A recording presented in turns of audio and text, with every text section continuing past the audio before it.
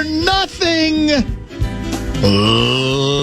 Leader Fan Radio Network, and KFAN.com. 2 minutes and 8 seconds past the hour of 3 o'clock Central Daylight Time. Welcome back. Thursday edition of the Bumper to Bumper program, affectionately referred to as the Afternoon Aardvark, hosted by the A-Hole in the Afternoon. That's me. My name's Dan Barreiro, former Inkstein Wretch, newspaper of the Twin Cities. Guardsy will be a part of today's show, but not from here and not in the producer's chair or the sidekick chair. He will be originating about 4:15-ish, we think, from Sacramento, California, where he is preparing to call Gopher women's basketball tomorrow night, a game that can be heard right here on the Fan, I believe, as early as 6:30 p.m. Central Daylight Time. So Brett Blakemore is back in that chair as well. I think we've got a dandy of a program that we are fashioning for you between now and the usual 6:30. Are we going the distance today? 3 hour tour, 6 o'clock. 6 o'clock today? Yes. What are we out for? Wild hockey. Thanks, Falmus. Wild Panthers. Yeah, that's right. We were East Coast. East Coast time. You should be happy it's not 5:45 because we're going right into the game. Even better. Yeah. Well, we got 3 outstanding guests today. I mentioned Guardsy already because technically speaking, he is a guest. Russo Radio at the bottom of this hour. And my old buddy Rick Bozich, we just had him on to talk big dance a couple weeks ago. I'm bringing him back today and asking him to be his alter ego, which is Dr. Bo, because there was a Dr. Bo before there was a Dr. Dan, actually. And I want to talk mainly about his prescription to fix the game of baseball, if he thinks it needs any further fixing. He might not. That's always been his favorite game. And we'll see what he thinks about the state of the game, the ongoing salary cap debate that you hear all the time now, especially at the start of a new season. And I'm guessing we'll probably get a couple of big dance questions in there as well. There's some very intriguing matchups I'm looking forward to on the men's side tonight, Thursday, and Friday as well. So it'll be a combo platter show to that extent. Bradshaw and Brian KFAN text line is open at 64686. We will discuss probably segment 2 before Russo, a seismic, historic comeback from the Minnesota Timberwolves last night. I view it as one of those nights when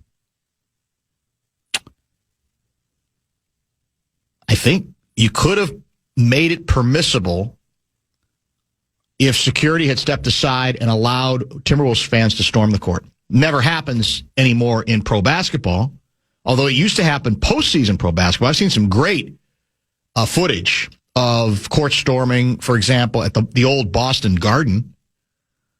I think it was court storm worthy at the Wolves-Houston game yesterday, in which Houston scored the first 13 points of the overtime and Minnesota scored the last 15 points of the overtime. You really can't make up the sequence of events that took place.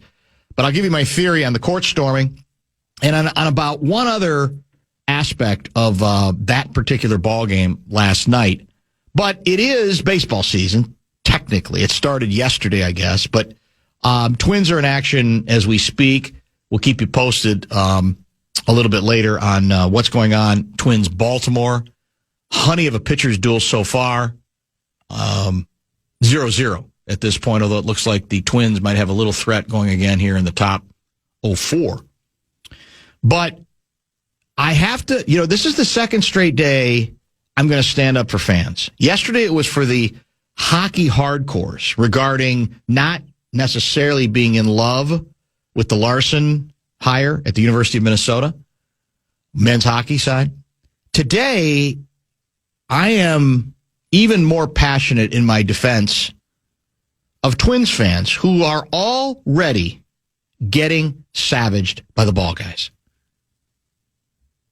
And here's the theory that is being advanced.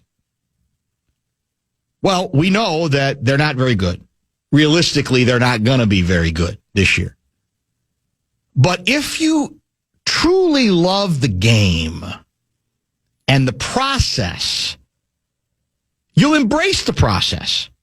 And by that, the meaning is Well, that's some young talent that might either be here now or might become a part of the team through the season that might be intriguing. And so don't just trust the process, embrace the process. Even if you know the team's not very good, it's okay to enjoy the development of a young, promising talent to see where indeed it might go. It's basically silver linings 2.0, or in the case of this team, probably more like 3.0 at this point. I'm here to tell you, don't let the ball guys make you feel guilty if you are not interested in that process. And here's why. In theory, that theory is defensible and understandable. You say, well, yeah, Rome wasn't built in a day. Part of being a fan is watching players develop over a period of time to get from where they started to where they might want to go. And that might take a minute as they learn the game, as they gain experience, they become more seasoned, etc. In theory, that's embraceable. But the problem here is the theory is based on what? The theory is based on we're in rebuilding mode, or we have young talent that we think you'll enjoy and that we're going to try and enjoy. And let's just enjoy all of this together, because at the other end of this process, of this period, is what? A good baseball team and an ownership that will reward said baseball team and better, more promising results with what? More assets, more money, and more potential or more possibility to get somewhere. That's what the whole theory is based on. Not just the front end, but the payoff in the back end. And by the way, the payoff can't always mean a World Series, because it ain't that easy to win a World Series, even if you're trying. And even if you're spending money. We get that. But if the back end plays out the way it has tended to in recent years with this team, it's all a phony and false premise. And you have no reason to feel guilty for not trusting it or necessarily being interested in it, because it's not just, as I said, the front end. It's what's supposed to happen at the back end after all that patience is shown by you as a fan. What happened the last time we got good or semi-good? Well, what have we done since we thought we got good or semi-good? And finally won a playoff series, for example. Do I have to go through it all again? The infamous right-sizing the payroll comment. $30 million. That was the reward for the team showing some promise at the end of the last time we were in silver linings. $30 million cut from the payroll because we have to. Then we surprise, anyway, with a better team than one might expect. And what was that team's reward? Absolutely no aggressiveness at the trade deadline. One meaningless trade for one meaningless relief pitcher that lasted about 15 minutes. What happened after that? Well, we fired everybody, and we've cut the payroll another $35 million. So now we're down $65 million, or in that range, at least for the moment. If I have the math right, and I don't always have the math right. So I'll say again, you get cornered by a ball guy at the water cooler, and I don't know if anybody gathers around the water cooler anymore, because I don't know if anybody goes to the office anymore. But if you find yourself in that position and a guy tries to make you look silly or bad or disloyal because you're not going to get into watching these young guys develop in this silver linings period, don't let them intimidate you. Don't let them mock you or ridicule you. You have every right to say, not going there. Now, you also have a right to go anyway. I'm not here to tell you can't. I'm not a big boycott the team guy. I'm not here to make you feel guilty if you want to waste your money at Target Field. That's up to you. It's your money. And we all know it's a wonderful ballpark. I heard that again this morning. You know what, though? It's such a beautiful ballpark. Yeah, we all know that. But there's supposed to be something vital and at stake going on in it as well. If you participate in the notion that, let's just go have fun going to the ballpark, that plays into an organization that has not been serious about pursuing anything in recent years. So I can't state this more strongly, I think, than how I feel about it, that you don't hate baseball if in this town, in this particular situation, you reject the lectures about what's wrong with you. Can't you, even if you know the team's not very good, why can't you enjoy the progress of the young players? As if you have to explain yourself, that you have to be on the defensive for that. You can love baseball. You can even love the process. But if on the back end, the organization involved cheats you out of what's supposed to be at the back end after all those trials and tribulations, then it ain't a process worth paying attention to. That's the premise it's all built on. We hear this all the time. Man, I look back on, we suffered for a couple years, and man, we saw some bad baseball, and a lot of players struggle, but we saw some of them get better. We saw the team add a couple of other pieces. And actually, it does mean more now that we're winning, that we kind of had to suffer the slings and arrows because you sort of see where it came from, and you felt like you were invested in it from the beginning. I get that in any normal baseball market. Not here. The normal rules, at least for now, cannot and do not apply. And just because the baseball season has begun doesn't mean we're supposed to forget everything that we've been dealing with the last 4, 5, 6, 7 years, however long back you want to go through this particular period. So I'm here for you. I'm standing tall on your behalf, and I'm here when you get hammered and mocked and ridiculed and looked down on, condescended to about, well, you're not really a baseball fan. All you're interested in is winning. You have the material on the basis of this segment to fire right back at that and say, yeah, I'll play by the rules if it's a team that plays by those same rules. But the Twins have not done that. They've not come close to doing that. So I don't have to sit here and go along with it and just raise my hands in the air and say, man, I can't wait to see how these young guys come along. And even we got a lot of good people at St. Paul, highly thought of in the organization. I can't wait for them to be brought over too, because this is the fun part. It's only fun if you're convinced that the organization, as I said, will then stay true to the plan and reward the team and the fans to a degree for hanging in during that silver linings period. We have no such guarantee. We have no such pledge. We have an organization that has no credibility in that particular area right now. Maybe they'll change that. Maybe with this poll ad, it'll be a revolution. But none of it has happened yet. They haven't earned the benefit of the doubt. And so don't let the ball guys make you feel like you're lesser of a fan if you do not want to participate in it. Don't let them tell you that you don't understand the process. You can understand it. You could have grown up with it. But it can't just be about the beginning. It has to be about, well, what's the payoff going to look like? And is the payoff going to include investment? Is it going to include hanging, sort of tenacity and hanging with it? Or is it going to be gutting the bullpen at the trade deadline? Including, by the way, gutting players, many of them who weren't old at all. In some cases, absolutely worth investing in. That might be as much baseball as we talk for the next 2 months. I don't know. Depends on my mood, but that's exactly where we are. Let's get our first pause in. As I said, an outstanding guest lineup will include some hockey conversation with Russo at the bottom of the hour.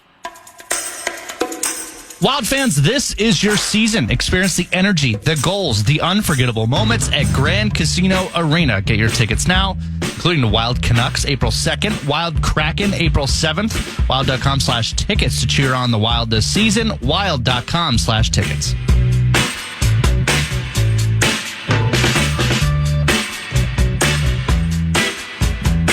Darren writes, the Twins are still better than watching the NBA half-ass it most nights. I don't even know what to say. Darren, here's what you need to know. You're the reason, or part of the reason, the Twins feel comfortable continuing to do what they do. You're an enabler. They listen to that, and they're chuckling all the way to the bank. They're saying, what do we have to worry about? Guy still thinks we're better than the NBA half-assing it most nights. In this case, locally, a team that, even with its ups and downs, and we've certainly not shied away from talking about them, is in position again to make a playoff run after reaching the Final Four 2 straight years, with still a very significant financial contribution, with aggressive deals being made. Some may work out, some may not. Does Darren understand the message he's conveying with that dismissal? What the message he's delivering to the Twins? God bless you, man. It's a free country, but just understand the ramifications of that message going to make it even easier for the Twins to say, what do we have to worry about? It's bizarre. It's between the players allegedly half-assing it most of the time or an owner who half-asses it all the time.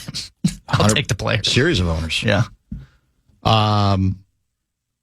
And the half-assing part about, I don't want to, there's not enough time for me to get back into that debate because let's be clear about something. A significant portion of the individuals who say that with that broad brush about NBA basketball don't like the sport, and I hate to say it, but I'm going to.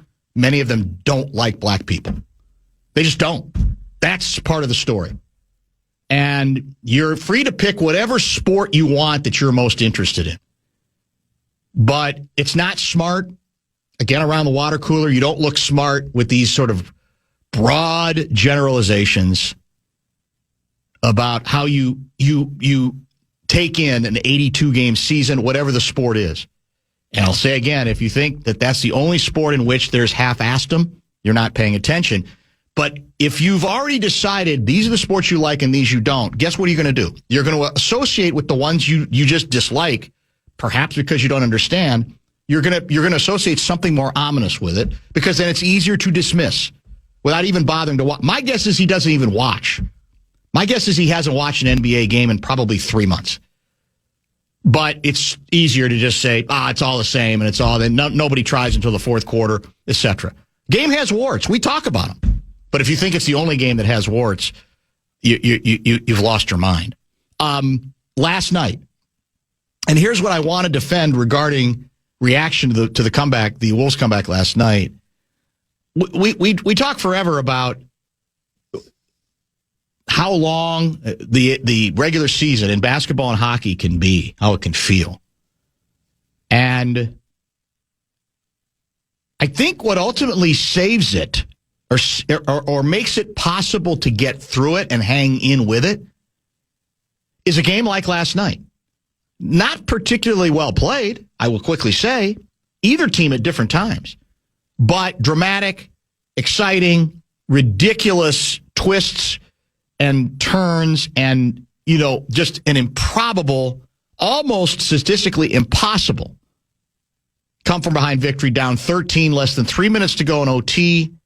It is in the so-called play-by-play era, which I think goes back to the early 2000s. It is the biggest overtime comeback in the history of the NBA, at least as long as we've been keeping play-by-play. And so, even though it does still only count for one game, doesn't guarantee anything. I think it's those kinds of games, whatever the sport, that helps sustain you through the slog that is a regular season. Because it does feel like something more momentous took place, especially when you factor in the particulars, right? Anthony Edwards, out. Ayo Dosunmu, out, which we gave to the audience right before the end of yesterday's program. McDaniels ends up hurt and misses the overtime. Naz Reid gets thrown out, and Rudy Gobert fouls out. And you're down 13 with less than 3 minutes to go in OT. And then you make, pretty much it goes the way it has to if you're going to make this sort of momentous comeback, right? You make every play. You score on almost every possession, one way or another down court. And the irony, the guy who started the comeback, the forgotten point guard, Mike Conley, hits a three from the left side baseline, left corner, basically. That's what opened the door. Now, they had to have other things happen, and Julius Randle was tremendous, dogged determination, which we don't always, sort of align that description with him, but he did all of those things, and you had to have the help of a team, Houston, gun belt tight, that has its own issues. We talked about those issues yesterday. They're not a very secure operation right now. They have great difficulties finishing games as well, even with, one of the all-time great scorers in Kevin Durant, who eventually did hit some very key shots. Then, of course, part of the cooperation from the other team is he's got to miss a free throw late, the first of two. If he hits them both, we probably go into double overtime at that point. So you do have to have, anytime there's a collapse of that magnitude, you have to have help from the other team. But you saw all the things that you needed. You needed some good shot making. You needed some tenacity on the boards, which is exactly what you got from Slow-Mo, who I think does still serve a purpose here, regardless of what the box score indicates. He is a connector. He's still got, I think, enough on the ball that I don't think you want him in probably 30 minutes a night, but in select situations, and frankly, at the ends of many games, might not be the worst person to have on the floor because he knows how to play, and he knows how to play with other players as well. So it was, for me, it was fun to watch on TV. I'm sure it was fun for people in the building. The question is, how many people left? Because it would have been more than tempting to say when Houston scores the first 13 points of OT, that I'm going to, come on. It's not going to happen tonight. I hate leaving, but it's not going to happen tonight. I'm going to hit the garage, right? I wonder how many, maybe we'll get a text from somebody who was in the garage, getting out of the garage ahead of the crowd, and was maybe out funneled on to 394. How far west were you on 394 when you said, oh my God, what did I just miss? The Wolves ended up winning the game. Bradshaw and Bryant, KFAN text line. That is 64686. We'll talk puck, and I'll ask Russo that same question as it applies to the hockey regular season, which, by the way, is about to get longer, right? Next year, it's going to 84 games. And we'll talk whatever you want to with Russo. If you have questions for him, 64686, as I said, is the Bradshaw and Bryant KFAN text line. Back in just a minute.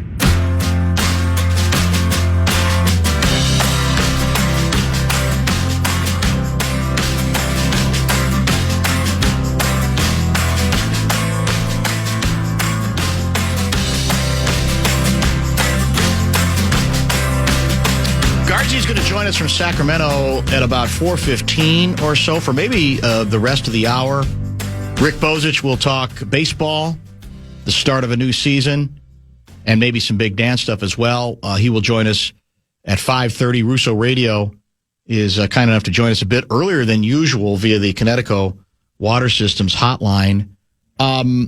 You have to, part of your job is to cover the slog that a hockey season can be. 82 games now, I think, increasing to 84 next year.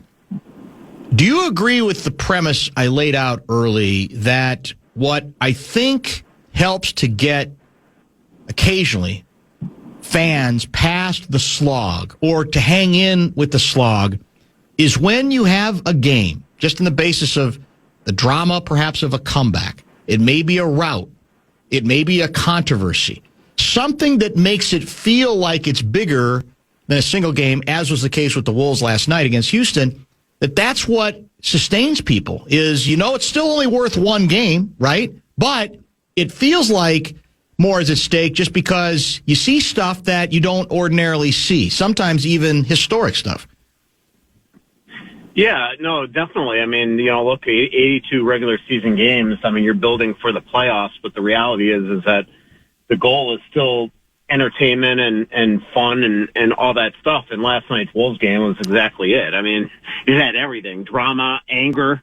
I mean, with Scott Foster and everything that happened there, and then to be down that much in overtime and do something that no team in NBA history has ever done, and that's rally back from 10 points down in overtime. Yeah, I mean, that's what makes it. It's certainly not going in and, seeing them lay an egg, which, can happen. Clearly can happen. And, we're seeing the Wild do a lot of that at home lately. And so I think that, that's the fun of it. I mean, that's the fun of pro sports. And every day you go to the arena and you're hoping, even as a beat writer, to just watch a really good hockey game or a really good basketball game or baseball game or football game or soccer game or whatever it is. And that's the same for the fans. And the only difference is that they're the ones that have to pay the money. We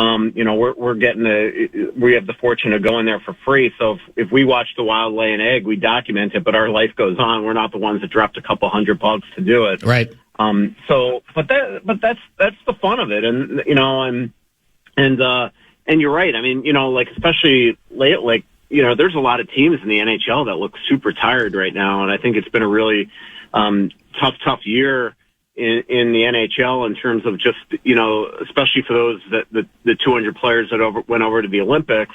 I think that we're really seeing the byproduct of that lately because there's a lot of guys, especially on Minnesota, that look really tired. That I think is the best place for us to start because I feel like one of the differences between the positions of the two winter sports teams is that the Wolves still have some things arguably at stake, right? Including the possibility, mathematically, because I write in it, to move up as far as 4, which clearly in round 1 would give them home court advantage, which I think is worth pursuing, even if it puts you in the side of the bracket as Oklahoma City. With the Wild, it feels like their position, as you know, is pretty well set, for better or for worse, so that there is a meandering that's going on, just sort of a holding pattern until you get to the start of the playoffs. And in a given game, it could still be troubling to see what you see if it's not very good hockey. But I guess I'm trying to figure out how the average Wild fan should evaluate that stuff. Should they get worried or panicky? Or do you say, no, it kind of is what it is right now. It's not an exhibition season, but it almost feels like it's close to it because you're just simply in the mode, I think, realistically, like that you're trying to maybe experiment a little and get as healthy as possible. Yeah, I think that's part of it is that I think these players right now are in that mode where they just don't want to get hurt because they see what the light is at the end of the tunnel here. And that's the postseason. And they're just not, they don't seem to have the same juice knowing that they're locked and loaded. The shame of it, though, is that they had something to play for. The fact that they've laid so many eggs here since early February and not won games in regulation at all, it feels like they've cost themselves not only probably home ice advantage in the first round of the playoffs, but even a chance to win the conference. And all I can tell you is from Bill Guerin's standpoint, he's not happy. He's true. Not happy the way this team has played here the last 2 or 3 weeks. The lack of urgency. The playing down to teams that are allegedly below them. And the reality is that since early February, they have the 3rd fewest regulation wins in the National Hockey League. So that just, and for a cynical fan base that obviously is cynical for a reason because this team doesn't seem to pass the first round ever, it doesn't breed a lot of confidence going into the playoffs. I still think that they're going to be fine. I still think that I would rather see the fact that when they are up for a big game, they play as well as the other team and sometimes better and seem to be pulling out points in those games. So I don't think it's as dire as maybe a lot of the fans feel.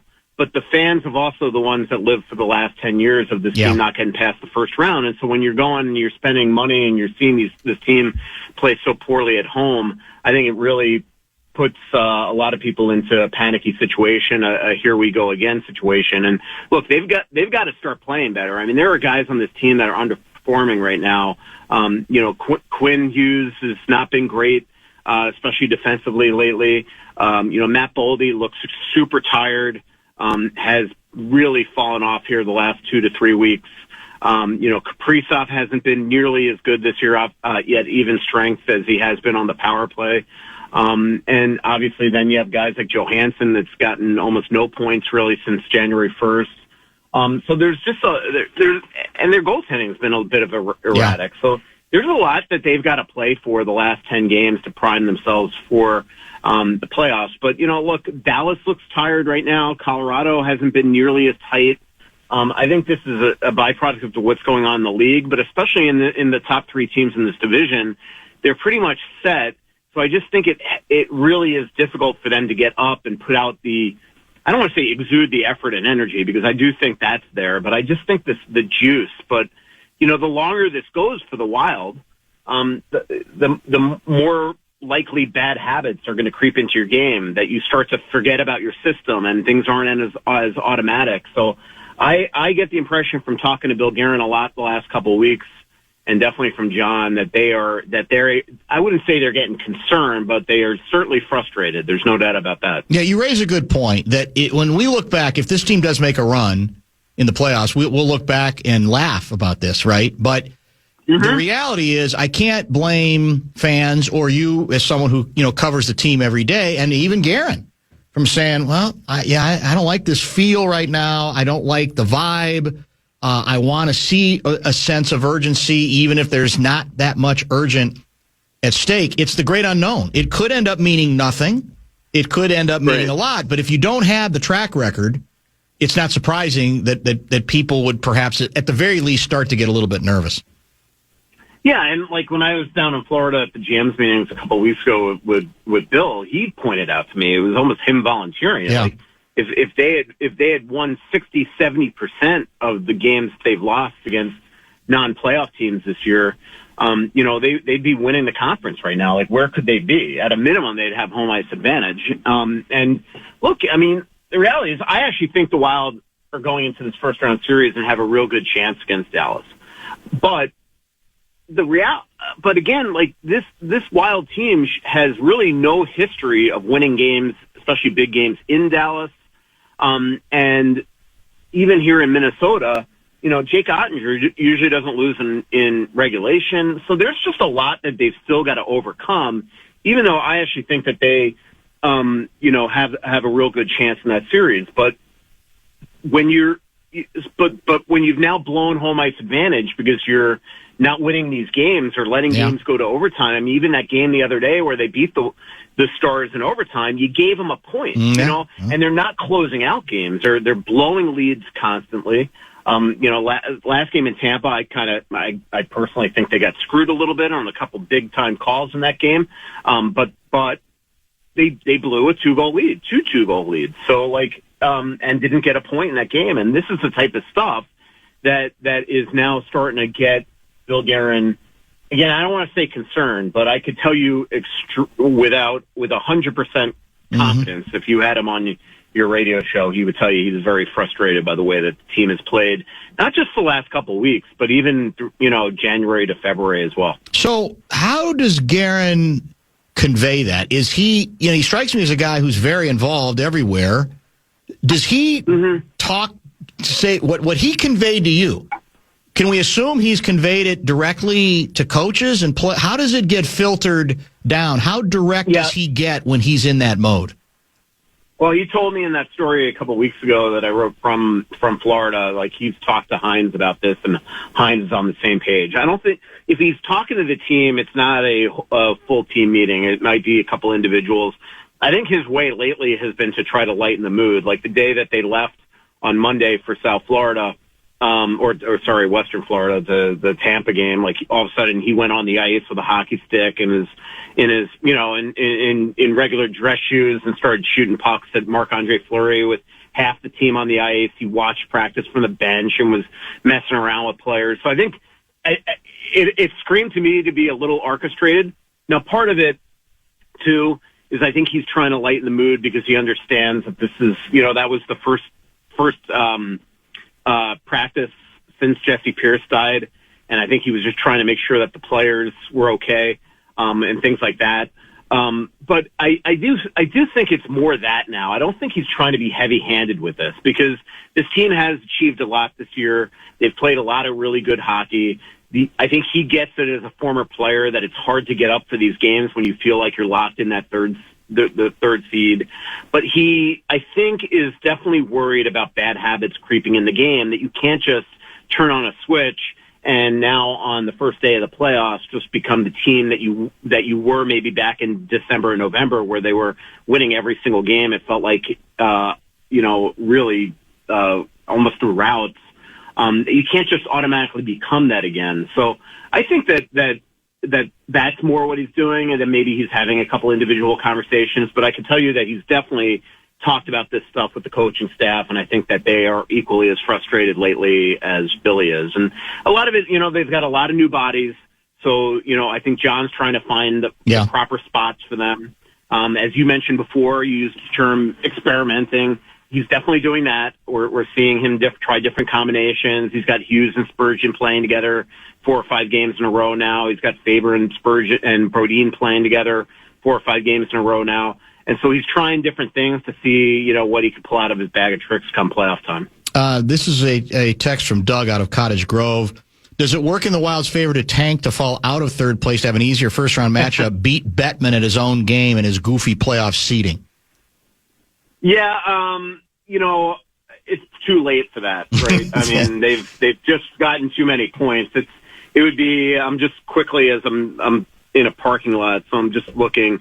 Like they have 12 more points than Utah right now, and Utah's got 10 games left, and the Wild got 10 games left. It's impossible to tank. Yeah, you'd have to start your tanking earlier if that's what your intent to. But I will say, man, if the Wild were playing Anaheim in the first round of the playoffs this year, holy crap, that series could have ended in 4. I mean, Anaheim's not very good, and the Wild have beaten that team like 20-something games in a row. But that's the problem, to the Texans' point. That's the problem with this format. Which we talked about last time, we were on in great depth.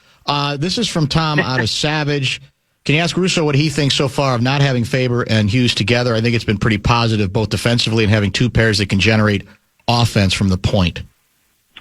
Yeah, I think that they were getting that. The last game they played together was in Chicago, and they gave up a goal against there where it started with both Faber and Quinn on the other side of the offensive goal line. That can't happen. And I think the reason why they made this change is point blank, and it has nothing to do with Faber, but I think when Hughes starts to play the way that he does, which is definitely a almost offensive freelancing, Faber started to think that he could do the exact same thing. And he could do the exact same thing, just not when Hughes does the exact same thing. So I think this was their way of almost taking a guy that has more offensive side than Spurgeon, than Brodin, and putting him with there and finding balance there, and then taking Spurgeon, who we know is one of the safest, smartest defensemen maybe ever in this Wild franchise, and putting him with a guy that is going to let Hughes go, and he is the safe guy back. The only issue I feel is in the playoffs. I just don't know if you could have two defensemen that small together on the same pair. So while I agree with the texter that this has been pretty positive, I just don't know long term if that's the way you can go into the postseason. But we'll see. I mean, the one thing about Spurgeon, he's actually one of their more physical defensemen, which is hilarious. He's been that way his entire career. And he's also somebody that, finds a way to not get demolished himself. He goes into corners, things like that. So maybe it's not something that they're worried about. I still think at the end of the day, come playoff time, that they'll probably go back to the other pairs because the reality is that Faber and Hughes were great together for the majority of the time here since Quinn was acquired. But right now it's definitely going well. I just don't know if this is the way you can go in the postseason. But what is good is that if you have to, again, now you've seen it work together. So if you go back to the old way, if things aren't going well in series or in game, you can switch it up and that they're going to be fine together. How many games do we have left this regular season that the Wild have left? 10. 10 left. Yeah, 10. Okay, so in the remaining 10 games, based on everything we've talked about to this point, how do you thread the needle? I mean, do you sense that within the organization, GM, coach, etc., there is some importance of whether there's something at stake or not, getting going in a much better direction and focusing to get in a better direction? Or is it we gotta rest people? We're this far into this, and so we're foolish if we throw people out there even more and we don't give them a chance to get their bodies in the best shape possible. How do you thread the needle in just the last 10 games? I would say ask me tomorrow, because if they lose tonight to Florida, who has stunk and is playing their backup goalie, then I think you got to raise the ire inside that franchise. If you win tonight and go to Boston and win, I think the schedule actually is going to take care of it for the Wild. I cannot imagine in a schedule like this that there's any other team that has 4 days off coming up besides the Wild. I mean, it's amazing to me that their schedule is condensed as it is. They don't play between Sunday and Thursday. So I think that alone is going to give them the ability to rest guys, not practice a couple days, get on the ice, have a couple really good practices to start to reinstall some things that they've seen slip, and almost have like a little mini training camp. But I think the schedule is going to allow guys to rest, maybe some banged up guys, some tired guys to rest. To me, Boldy and Hughes look dead tired right now, and I think the 4 days off are going to just be magic for this team. Let me finish with this. Beyond the unspeakable tragedy itself, why do you believe the Jesse Pierce legacy has resonated with as many people as it has, as you've so brilliantly written about? Yeah, the person that she was. I mean, truth be told, I just went to her house 20 minutes ago just because I had to see it. I haven't been able to sleep at all, and I just kind of felt like it would help me to just see it. And I think seeing in front of her house almost epitomized who she was. Just flowers and colors and all sorts of stuff left there from friends and family and probably people that didn't even know her. She had this glow about her, I used to joke, and she used to joke, that she was like the only one that could cheer me up when I would, on a daily basis, show up to practice in a bad mood, because I'm a grouch, I can be. I'm a good person, but I can be, crotchety and definitely competitive at work. But she, when you first saw her, there was no way to be in a bad mood from that point on, because she just was so friendly, so nice. She had this way of making everybody feel like they were a friend of hers. And I think that, and it was so genuine. Like, you look around this town and the amount of things that she would say yes to and show up to with a big smile on her face, whether it was, going to different charities like Dynamites, or going to the Hendrickson Foundation and playing sled hockey, or being a celebrity coach, or things like that. I mean, just, I used to joke with her. I'm like, I'd watch her take these selfies and these pictures and all the time. And now it's like, thank goodness she did, because her glow is everywhere. There's pictures of her everywhere. I thought this, I just think that she was just such a special person. And the way I used to always respect the way that she could navigate being a full-time mother, obviously a wife, with the really difficult job that she had, covering the Wild for NHL.com and navigating all of that. And she just was so good at both. It's an unspeakable tragedy. It's still hard to wrap our heads around it. Sarah McClellan and I have been on the Star Tribune writer, have been on the phone a lot the last 3 or 4 days, coming up with some really cool stuff that we're going to do to continue to honor her legacy and make sure that her presence is always felt at the arena and in the practice rink, and things like that. We've designed a pin that ordered a bunch of today online, and that's being delivered to me that we're going to hand out to people that knew her or just wanted. And so she was a very special person, Dan, and it's really just so hard to believe and hard to accept and totally unfair. Thank you, Mike. We'll chat soon. Yep. See ya. Michael Russo, Russo Radio. Wild back in I should say, yes, the Wild back in action tonight right here on the Fan. Guardsy's going to join us from Sacramento in about 20 minutes or so. Rick Bozich is going to join us from Louisville, Kentucky at 5:30 to talk a lot of baseball and maybe even some big dance stuff as well. When we come back, let's issue, for the first time in a while, the bumper-to-bumper seal of approval. That's next.